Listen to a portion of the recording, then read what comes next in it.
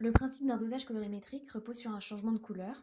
Un dosage met en jeu une solution titrante qui est une solution dont on connaît la concentration molaire.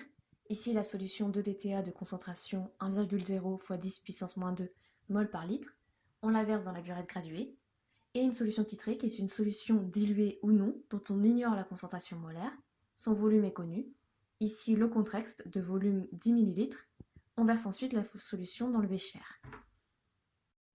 Pour mesurer le volume d'eau, on utilise une pipette jaugée et une poire. On n'utilise pas la pipette directement dans le flacon, il faut d'abord verser l'eau dans un bécher. On prélève 10 ml d'eau jusqu'au trait de jauge en plaçant les yeux à la hauteur du trait pour bien viser, c'est-à-dire avoir le bas du ménisque sur le trait de jauge. Ensuite, il faut verser la solution prélevée dans un autre bécher ou un Erlenmeyer. On rajoute dans ce bécher un indicateur coloré, ici la solution de NET, environ 15 gouttes. Les indicateurs colorés permettent de déterminer l'équivalence dans un dosage acido-basique. Pour cela, il faut impérativement que la zone de virage de l'indicateur encadre la zone d'équivalence. On rajoute également 10 ml de tampon ammoniacal qui est utile uniquement dans ce dosage. Pour mesurer le volume de la solution 2-DTA, on utilise une burette graduée.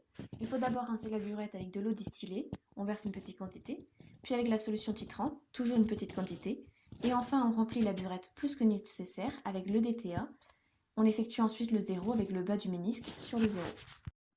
Il faut agiter la solution titrée pendant tout le dosage. On utilise un agitateur magnétique et son barreau aimanté que l'on place dans le bécher.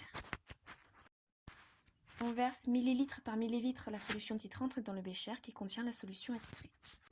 Au début du dosage, à chaque ajout de solution titrante, le réactif de la solution titrante est consommé et la quantité de réactif titré dans le bécher diminue peu à peu.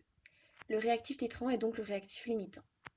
Pour un certain volume versé, V équivalent de solution titrante, les deux réactifs sont tous deux entièrement consommés. Si on continue de verser de la solution titrante, il n'y a plus de réaction, le réactif titrant versé ne réagit plus avec le réactif titré. Le réactif titré devient donc le réactif limitant. Ce changement de réactif limitant définit l'équivalence du dosage. Le volume VEQ de la solution titrante versée à l'équivalence est appelé volume équivalent. Dans le cas d'un dosage colorimétrique, le volume équivalent est repéré par le changement de couleur. Ici, il s'agit du passage du mauve au bleu. On effectue alors un deuxième dosage. On suit le même protocole qu'auparavant, sauf que l'on verse la solution titrante d'un coup jusqu'à arriver 2 ml au-dessus du volume équivalent trouvé lors de la première manipulation. On continue ensuite au goutte à goutte jusqu'au changement de couleur. Le nouveau volume équivalent est donc précis.